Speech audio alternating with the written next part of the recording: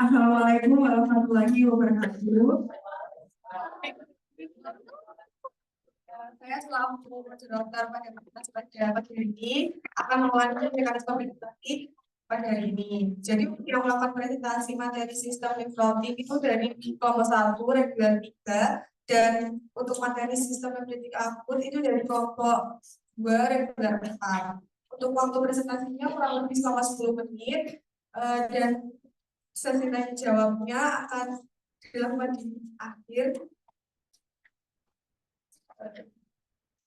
Untuk presentasi yang pertama itu dari kelompok 1 reguler 3. Dari perwakilan kelompok 1 reguler 3 bisa mempersiapkan presentasinya.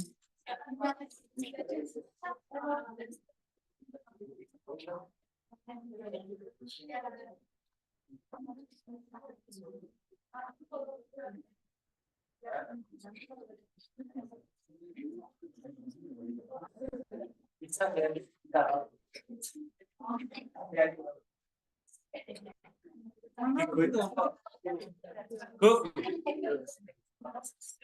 sesuai kelompok. Sudah sini biar apa? Biar apa?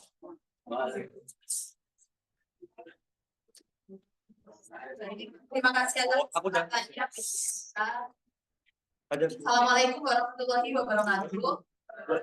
Aku udah ngerjain. Selamat pagi kepada Anda dan teman-teman semuanya. Jadi kami dari kelompok 1 dan 3 presentasikan tentang hasil diskusi kami terkait asupan keperawatan anak manusia nefrotik. Yang pertama akan disampaikan oleh rekan saya. Itu anggota kelompok kami. Nah, yang pertama dari latar belakang ini dari jurnal yang kami baca itu dari seluruh dunia ada kurang lebih 5 dari 100 ribu anak yang sindrom nefrotik. Nah, di mana dari jurnal yang kami baca juga sindrom nefrotik itu lebih sering terjadi pada laki-laki daripada perempuan dengan perbandingan 2:1. Nah, dari Kemenkes pada tahun 2023 mereka itu telah melaporkan bahwa terdapat 6 kasus dari 100 ribu anak yang terkena sindrom nefrotik ini, di mana ini berarti kasus sindrom nefrotik ini di Indonesia lebih parah dibanding seluruh dunia. Mungkin bisa di next. Nah, untuk definisinya sendiri, sindrom nefrotik itu kumpulan penyakit yang ditandai dengan kondisi rentan proteinuria nefrotik masif, albuminnya, dan juga untuk etiologinya sendiri, sindrom nefrotik itu dapat disebabkan oleh penyakit primer atau idiopatik. Kemudian bisa pada masa kanak-kanak itu juga disebabkan oleh penyebab primer yang 80% dengan usia kurang dari 1 tahun. Kemudian sindrom nefrotik itu dapat disebabkan oleh penyebab sekunder seperti infeksi dan juga obat-obatan.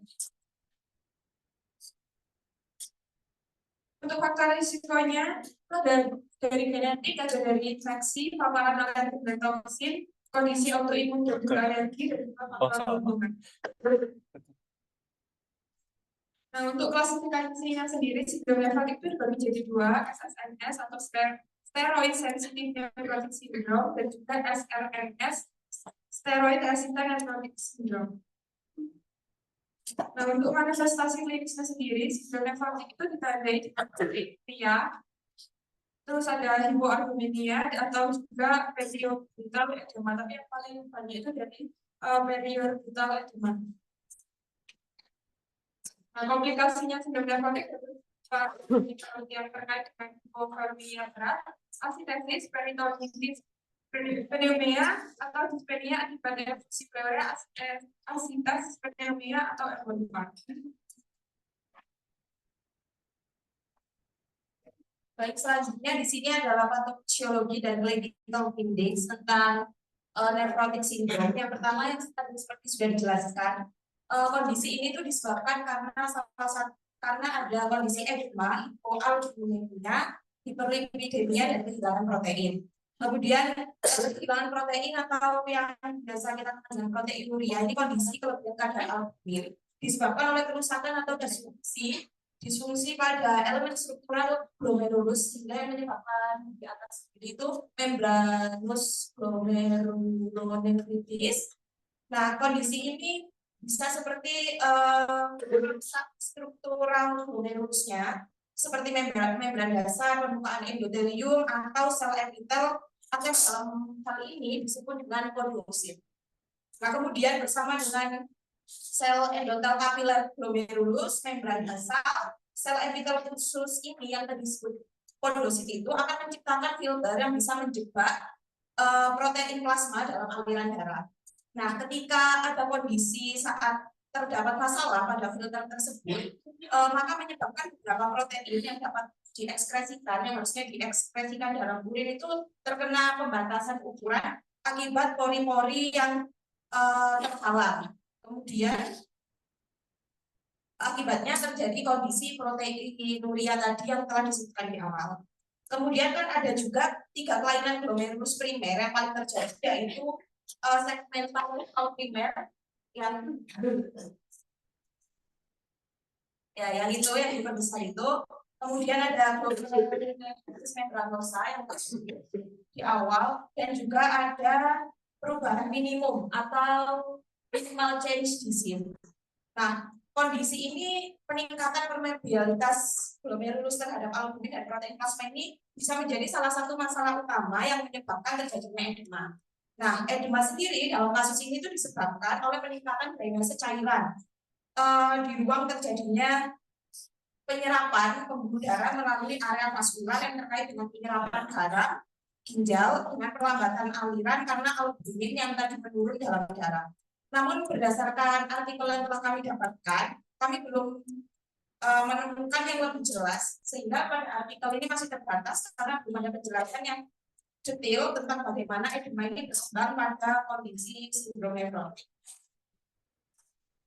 Selanjutnya juga ada peningkatan permeabilitas di kapiler glomerulus terhadap makromolekul yang merupakan penyebab dasar sindrom nefrotik ini. Jadi secara persisten memiliki prognosis buruk dan risiko yang signifikan untuk mendukung perkembangan gagal ginjal stadium akhir. Jadi berdasarkan artikel yang kami baca, dengan adanya kondisi sindrom nefrotik ini bisa berujung juga pada gagal ginjal stadium akhir serta risiko tinggi terhadap masalah kardiovaskuler karena hiperlipidemia. Kemudian ada pemeriksaan diagnostik. Yang pertama ada pemeriksaan urinalisis atau analisis urin, ada tes darah untuk mengukur kadar albumin serum. Kemudian ada pemeriksaan fungsi ginjal melalui pengukuran kadar kreatinin dan urea dalam darah. Kemudian juga ada pemeriksaan imunologi termasuk IgG, IgA, dan IgM. Dan yang terakhir ada biopsi ginjal.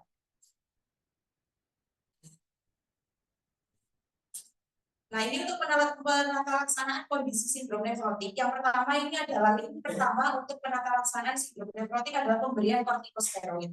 Namun pada artikel yang kami baca, sebanyak 20% yang menderita sindrom nefrotik mengalami resisten terhadap kortikosteroid, meskipun sebagian besar neonatus tersebut juga itu sensitif terhadap steroid itu. Jadi sebagian besar anak atau neonatus yang diberikan ini akan mengalami reaksi terhadap steroid yang telah diberikan terlebih dulu sebelum akhirnya mengalami perburukan kondisi. dan biasanya akan terjadi berulang sehingga bisa mengakibatkan ketergantungan terhadap steroid. Nah, penderita yang sudah mengalami ketergantungan steroid ini dengan penderita yang resisten juga ataupun dengan penderita dengan kekambuhan tinggi akan dikategorikan sebagai sindrom nefrotik refraktor.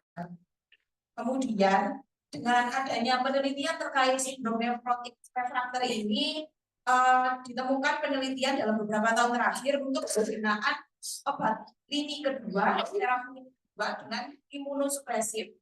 Contohnya seperti sitotoksik, inhibitor kalsineulin, mikrofenolat nuventil, dan rituximab. Nah, namun pada penggunaannya juga terdapat keterbatasan, yaitu beberapa imunosupresan dalam jangka panjang bisa menimbulkan dampak negatif, seperti pengeroposan tulang, gangguan lipid, peningkatan kadar gula, toksisitas ginjal, imunitas, dan kemungkinan resiko tingginya terjangkit infeksi. Sehingga pengobatan ini pun pada akhirnya dinilai kurang efektif dan sudah mulai tidak digunakan, sehingga memicu penelitian lain untuk menemukan alternatif terapi yang lain yang lebih aman. Nah, makanya di sini ada pengobatan umum dan diuretik. Pengobatan umum ini standar bagi pasien dengan sindrom nefrotik, yaitu asupan cairan harus di bawah 1.500 ml dalam 24 jam dan asupan garam makanan kurang dari 3 gram per hari karena adanya potensi pengobatan patofisiologis retensi natrium. Kemudian untuk pengobatan edema yang terutama menggunakan diuretik low dengan pengobatan 2 kali sehari. Beberapa kasus sindrom nefrotik parah ini juga memerlukan diuretik melalui IV line karena sulitnya penyerapan jika melalui gastrointestinal intestinal. Terus penggunaan diuretik seperti furosemid klasik dengan dosis awal yang diterima misalnya adalah sebesar 40 mg sebanyak 2 kali sehari, atau penggunaan terapi bumetanid dengan dosis awal 1 mg sebanyak 2 kali sehari dengan dosis maksimal keduanya sekitar 240 mg sekali atau setara 600 mg sehari. Kemudian yang terakhir ini selain pengobatan umum dan diuretik adalah menggunakan dialisis atau hemodialisis yang sering digunakan pada bayi dan anak-anak dengan gagal ginjal, bahkan pada bayi baru lahir dengan kondisi tomi sesar.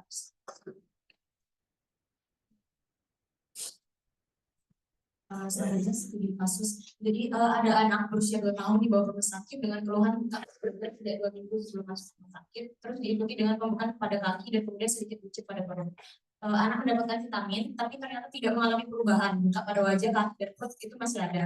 Kemudian keluarga membawa anak berobat ke klinik dan dilakukan pemeriksaan darah dan urin dan keluarga diberitahu bahwa anak mengalami gangguan pada ginjal. Saat ini hasil observasi pada anak yaitu bengkak pada kaki dan perut sedikit dan anak mengeluhkan kebiasaan.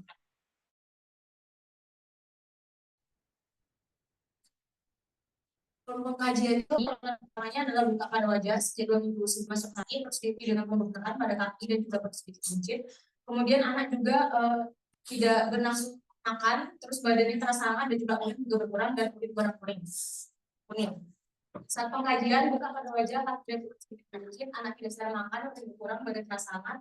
Terus di pemeriksaan fisiknya yaitu kesadarannya yaitu kompos mentis dan tekanan darahnya itu tinggi yaitu 130/100 Hg, nadinya 88 kali per menit, suhu 36,5 dan seterusnya. Ini data diagnosisnya yaitu anak ditandai dengan edema pada mata, wajah, dan kaki, kemudian juga urin berkurang, itu lebih banyak daripada output, dan albuminnya juga menurun. Kemudian darah di dalam urin itu pada saat kondisi didapatkan UFS dan tekanan darah meningkat serta respirasi 20 kali per menit. Etiologinya yaitu adalah dari gangguan pada ginjal anak. Kalau tadi kan di pemeriksaan itu disebutkan bahwa anak itu mengalami gangguan pada ginjal. Nah, itu sindrom nefrotik dapat menyebabkan tidak dapat berfungsi dengan baik ginjalnya. Kemudian dikarenakan tidak berfungsi dengan baik, aliran darah ginjal itu menurun. Kemudian peningkatan tekanan darah itu tinggi. Jadi makanya tadi TTBC itu tinggi. Kemudian karena tadi ginjalnya tidak berfungsi dengan baik, dapat mendorong cairan keluar dan juga intake-nya itu lebih banyak daripada output. Karena tadi kan anaknya jumlah urinnya berkurang ya. Terus tadi karena kelebihan volume cairan, akhirnya anaknya edema di mata, wajah, kaki, mata, wajah, kaki. Terus diagnosisnya adalah hipervolemia berhubungan dengan gangguan mekanisme regulasi dibuktikan dengan edema tekanan darah tinggi. Kemudian diagnosis selanjutnya adalah yang pertama itu datanya ada anak mengalami penurunan nafsu makan, di mana hanya menghabiskan 3 sendok makan dari yang disediakan. Terus ada albumnya juga menurun dan BB anak itu menurun dari 12 kg, awalnya itu jadi 12 kg. Terus untuk etiologinya, tadi kan anak sudah didiagnosis hipervolemia, terus menyebabkan edema pada perut itu digit. Oleh karena itu menyebabkan nafsu anak itu menurun gitu, nafsu makannya menurun, terus BB-nya menurun dan dapat menyebabkan defisit nutrisi yang berhubungan dengan penurunan nafsu makan akibat hipervolemia dengan BB menurun dan serum albumin. Terus ada data selanjutnya itu keluarga mengatakan tidak tahu tentang sindrom nefrotik termasuk definisi penyebab ada dan gejala serta penyakit dan berat. Kemudian keluarga juga mengatakan tidak tahu terkait informasi tentang penyakit anaknya dan keluarga itu juga menunjukkan persepsi yang keliru tentang penyakit. Jadi orang tuanya itu awalnya mengira kalau anak itu ditambah seperti itu. Jadi etiologinya yaitu diagnosisnya adalah defisit pengetahuan berhubungan dengan kurang terpapar informasi dengan persepsi yang keliru tentang penyakit. Kemudian yaitu ada diagnosis resiko intoleransi aktivitas, dikarenakan tadi kan dia aktivitas jadi mungkin agak susah untuk melakukan aktivitas seperti biasanya. Kemudian diagnosis selanjutnya itu ada resiko gangguan perkembangan, dikarenakan tadi anak itu nafsu makan yang menurun, terus dia tadi tidak bisa melakukan aktivitas sesuai dengan kelompok usianya, maka itu kami angkat diagnosis risiko gangguan perkembangan.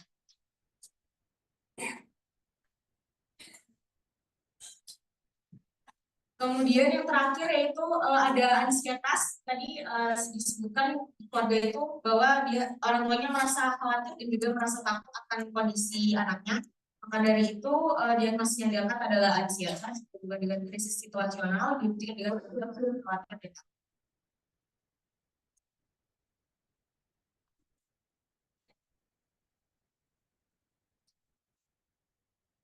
Kemudian untuk diagnosis hipervolemia, intervensi yang kami angkat yaitu pemantauan cairan dengan luaran, keseimbangan cairan meningkat. Kemudian diagnosis defisit nutrisi yaitu intervensinya yang kami sebut yaitu manajemen nutrisi dengan luarannya status nutrisi membaik. Kemudian untuk diagnosis defisit pengetahuan, intervensi yang diangkat itu adalah edukasi kesehatan dengan luaran tingkat pengetahuan meningkat.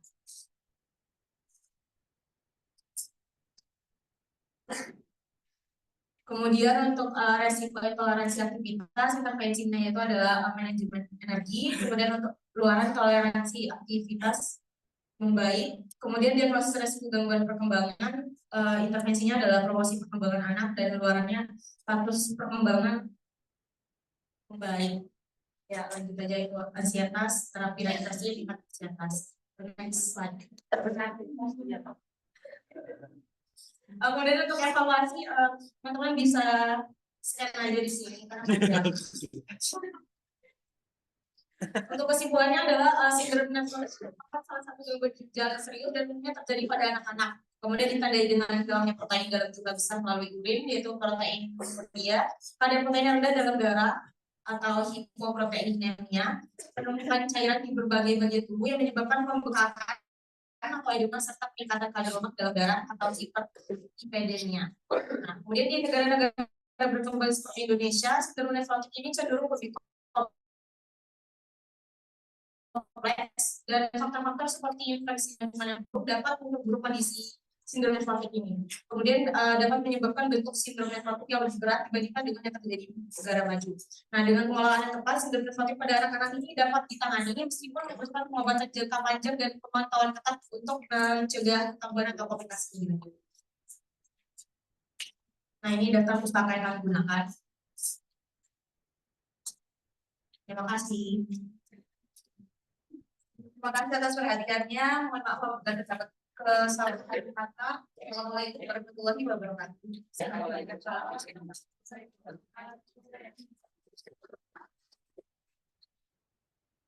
Terima kasih dari kelompok 1 juga kita presentasinya luar biasa. Untuk presentasi selanjutnya dari kelompok 2 reguler 4 bisa mempersiapkan presentasi dan memulai presentasinya.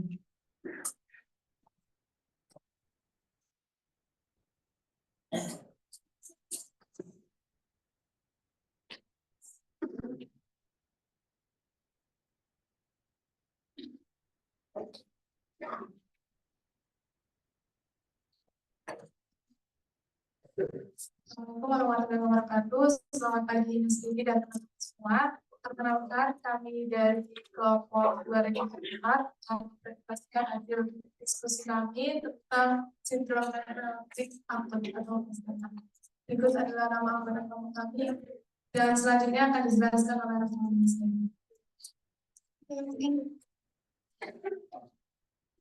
Yang pertama adalah latar belakang, dan latar belakang dari demensi tersebut itu adalah cadangan pada glomerulus ginjal yang mengganggu fungsi penyaringan darah yang umumnya terjadi pada anak usia 5-12 tahun yang mungkin sering disebabkan oleh glomerulonephritis akibat batuk. Streptococcus diagnosis ini mungkin melibatkan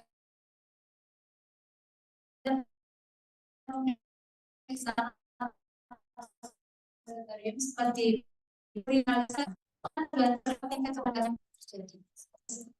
untuk definisinya sendiri, sindrom nephritik akut ini sering terjadi pada anak usia 5-12 tahun dan jarang terjadi pada anak 2-3 tahun. Menurut WHO, memperkirakan kasus SNA ini terjadi kira-kira 472.000 kasus pada setiap tahunnya secara global dengan 5.000 kematian pada setiap tahunnya. Nah, 400 kasus dilaporkan terjadi pada anak-anak dan 456 terjadi di negara yang berkembang. Next. Untuk etiologinya sendiri itu ada dua, sindrom nefritik primer dan sindrom nefritik sekunder. Untuk sindrom nefritik primernya itu melibatkan gangguan pada ginjal seperti minimal change digit, merupakan penyebab paling utama pada anak-anak. Yang kedua ada membranous nephropathy. Ketika vokal segmen glomerulus sindrom nefritik sekundernya ada penyakit metabolik seperti diabetes mellitus dan amyloidosis. Yang kedua, penyakit imunologi seperti lupus erythematosus. Untuk yang ketiga, neoplasma seperti kanker, seperti leukemia atau limfoma. Terus yang keempat, ada obat-obatan seperti heroin, interferon alfa, dan lithium. Yang kelima ada infeksi seperti sifilis, HIV, hepatitis B dan C serta penyakit lainnya. Next. Untuk faktor resikonya itu ada kondisi medisnya, ada diabetes mellitus, lupus erythematosus sistemik, obat-obatannya antiinflamasi non steroid, lithium dan beberapa antibiotik lainnya. Untuk yang ketiga ada infeksi seperti HIV, hepatitis B, hepatitis C dan malaria, dan penyalahgunaan narkoba seperti heroin. Next. Untuk klasifikasinya itu ada 4 berdasarkan etiologi, berdasarkan gejala klinis, dan berdasarkan laboratorium, dan berdasarkan tingkat kesalahan. Untuk berdasarkan etiologinya sendiri itu ada sindrom nefritik akut pasca infeksi, sindrom nefritik akut idiopatik, dan sindrom nefritis akut karena penyakit sistemik. Untuk berdasarkan gejala klinisnya itu ada gejala awal seperti hematuria, dan untuk gejala lanjutannya ada nyeri pinggang, oliguria, dan gejala sistem lainnya. Untuk berdasarkan gambaran laboratoriumnya, di dalam urinnya ditemukan sel darah merah, sel darah putih, dan sel dalam urin. Untuk tes darahnya ditemukan peningkatan kadar kreatin dan kreatin dari darah serta penurunan kadar albumin. Untuk berdasarkan tingkat keparahannya itu ada tingkat ringan, sedang, dan berat. Next. Nah, untuk manifestasinya itu ada hematuria, yaitu adanya darah dalam urin yang buat urin tampak warna merah atau kecepatan. Terus adanya edema, yaitu terjadi akibat retensi cairan yang disebabkan oleh kerusakan pada glomerulus. Terus ada hipertensi, yaitu akibat cairan karena gangguan filtrasi ginjal dan peningkatan aktivitas sistem renin, angiotensin, aldosteron. Terus yang terakhir ada oliguria, yaitu akibat penurunan si glomerulus yang mengurangi kemampuan ginjal untuk memproduksi darah normal. Next. Nah, untuk patofisiologinya sendiri, sindrom nefrotik akut ini kelainan glomerulus yang menyebabkan peningkatan permeabilitas vakuolar glomerulus terhadap protein plasma, sehingga itu akan terjadi proteinuria masif, dan kerusakan ini terutama terjadi pada padosit endotel kapiler glomerulus dan membran basal glomerulus. Perubahan-perubahan ini disebut perubahan-perubahan ini mengganggu proses normal kemungkinan protein-protein besar seperti albumin sehingga menyebabkan hipoalbuminemia dan perubahan tekanan atmosfer plasma yang mengarah pada edema. Apa?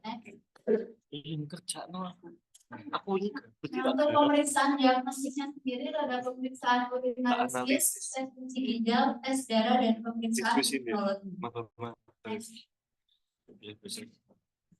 Untuk peralatan Anda itu ada 6, yaitu kortikosteroid, diuretik, pengobatan hiperlipidemia, imunosupresan, diet, dan profilaksis infeksi. Next. Untuk selanjutnya itu aspek perawatan dari kasus yang didapat oleh kelompok kedua. Itu kami sudah mengelompokkan berbagai data. Yang pertama ada identitas klien, seorang laki-laki usia 13 tahun 7 bulan dengan pendidikan saat ini kelas 2 SMP, tanggal masuk 30 Maret 2014, dan sumber informasi dari klien dan juga ibu klien. Lalu untuk riwayat kesehatan terdahulu, lahir spontan di puskesmas, tahun bulan, lanjut bulan dengan berat 3.100 gram dan panjang 51 cm, tidak ada riwayat biru atau kuning, riwayat imunisasi dan lengkap, tidak ada riwayat penyakit ginjal, mengalami gatal-gatal karena gigitan serangga di kulit dan muka apabila baru sejak usia 3 tahun. Belum pernah BAK berwarna merah sebelumnya. Lalu status kesehatan saat ini, keluhan pertama saat masuk rumah sakit, buang air kemih berwarna merah kecoklatan sejak 3 hari sebelum masuk rumah sakit, demam, batuk pilek, dan nyeri tenggorokan selama 10 hari sebelum rumah sakit, bengkak di kedua kelopak mata dan wajah, terutama pada pagi hari dan sedikit berkurang pada setiap hari selama 2 hari sebelum masuk rumah sakit. Jumlah air kemih semakin berkurang dan masih berwarna coklat kemerahan selama 1 hari sebelum masuk rumah sakit. Untuk keluhan utama saat pensajian, jumlah air kemih semakin berkurang dan masih berwarna coklat kemerahan serta juga pada kedua kelopak mata dan kedua wajah. Dengan kualitas keluhannya, warna BAK seperti air cucian daging, terus-menerus panjang berkemih dan tidak disertai dengan rasa nyeri. Upaya yang telah dilakukan sebelum masuk rumah sakit yaitu datang ke puskesmas dan diberikan obat demam serta batuk pilek, kemudian mengalami perbaikan selama 3 hari. Untuk selanjutnya yaitu pengkajian riwayat keluarga, tidak ada riwayat penyakit ginjal keluarga, genogramnya merupakan anak kedua dari 3 bersaudara, riwayat lingkungannya tinggal di daerah perkampungan, ukuran rumah 7 x 15 meter dengan 3 kamar, 1 jendela, dan ventilasinya kurang. Untuk pola aktivitas latihannya sering bermain ke sawah dan pulang dalam kondisi badan kotor, kesan kebersihan diri kurang. Pola nutrisi metaboliknya kesan baik. Untuk pola eliminasi air kemih berwarna merah kecoklatan, tidak terdapat perubahan jumlah dan frekuensi buang air kecil. Lalu untuk pemeriksaan fisiknya, kondisi umum kompos medis tidak sesak dan sebab di kedua kelopak mata, berat badan 49 kg, tinggi badan 159 cm, IMT-nya 19,3 termasuk normal. Untuk TTV-nya TD 150/100 mm raksa, nadi 98 kali per menit, RR 20 kali per menit, suhunya 37,5 derajat Celcius.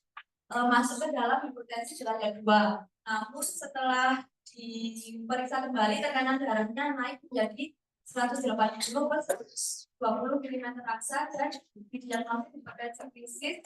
Kemudian teratasi dengan pemberian infeksi 0,1 mg per kilogram berat badan. Untuk pemeriksaan mata, mulut, jantung, paru, abdomen, dan lainnya tertera di slide. Untuk hasil pemeriksaan penunjang yang abnormal yang ditemukan oleh kelompok kami diantaranya yaitu warna urinnya coklat jernih dengan berat selisih 25, protein positif 3, darah per hemoglobinnya positif 3, leukosit 4 sampai 7 11 gram per deka, berarti 34% dan lain-lain. Untuk diagnosis keperawatannya, kami mengambil diagnosis utama yaitu hipovolemia berhubungan dengan gangguan mekanisme regulasi dibuktikan dengan edema perifer, kadar hemoglobin menurun dan kadar hematokrit menurun. Tentunya yaitu gangguan fungsi dan struktur jaringan ginjal dengan kerusakan glomerulus, ketidakmampuan ginjal mengekspresikan urin, potensi cairan, natrium dan elektrolit, peningkatan tekanan darah, cairan tubuhnya meningkat, terjadi edema. Untuk diagnosis yang kedua yaitu gangguan intensitas kulit berhubungan dengan kelebihan volume cairan dan dengan kerusakan lapisan kulit dan kemerahan. Dengan bedanya dulu usia 3 tahun kan dia pernah disengat oleh serangga. Nah itu menyebabkan di kotak kulit kuat timbul reaksi alergi pada kulit berpasan menjaga inflamasi atau penyakit perpindahan IPS, timbul erosi, eksfoliasi dan kusta, lalu terjadi garukan di kulit. Untuk diagnosis ketiga, risiko perfusi renal tidak efektif dibuktikan dengan hipertensi dan disfusi.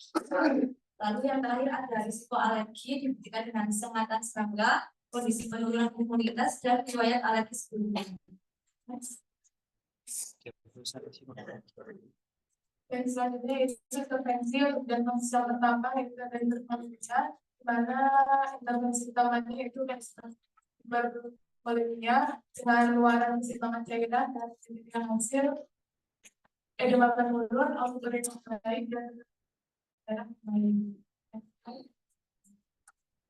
Selanjutnya yaitu untuk intervensi gangguan aktivitas kulit, di mana kita mengambil intervensi utamanya yaitu perawatan aktivitas kulit dengan warna aktivitas kulit dengan pencerahan kerusakan kulit menurun, kemerahan menurun, pigmentasi abnormal menurun dan sistem membaik.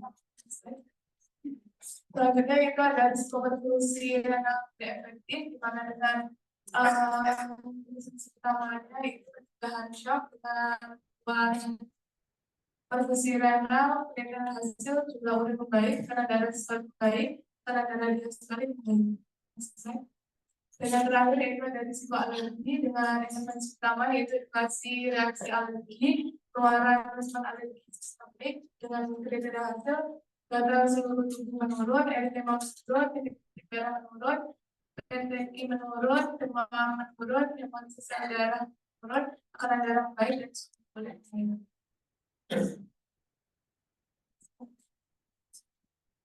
Selanjutnya itu implementasi dan evaluasi yang hipervolemia dengan implementasi verifikasi di bagus hipervolemia, pemeriksaan dan gejala hipervolemia dengan edema, mengatasi volume cair dan garam, mengukur TTV, monitoring intake dan output cairan, serta memonitoring edema.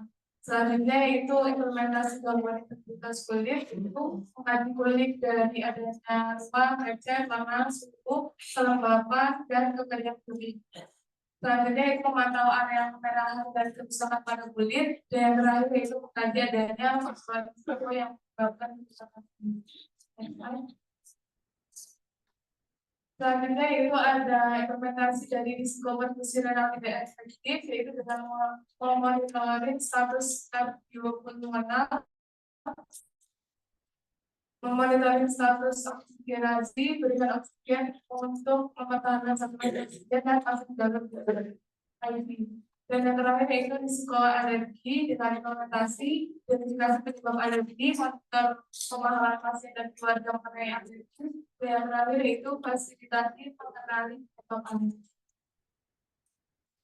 Oke, yang terakhir yaitu kesimpulan sindrom kritis akut atau merupakan kesimpulan gejala muncul karena adanya peradangan pada glomerulus ginjal yang dapat disebabkan oleh gangguan langsung pada ginjal atau gangguan dari kondisi lain yang dapat mempengaruhi ginjal dan sering terjadi pada anak dengan usia 5 sampai 12 tahun. Dari kasus didapatkan data seorang anak laki-laki 13 tahun 7 bulan datang ke instalasi gawat darurat dengan keluhan buang air kecil dengan merah kemarin dari hari sebelum masuk rumah sakit. Untuk mengetahui kondisi yang lanjut, maka dapat pemeriksaan fisik, pemeriksaan urinarisis, pemeriksaan darah, untuk sirkuit. Dari pemeriksaan tersebut didapatkan pada perawatan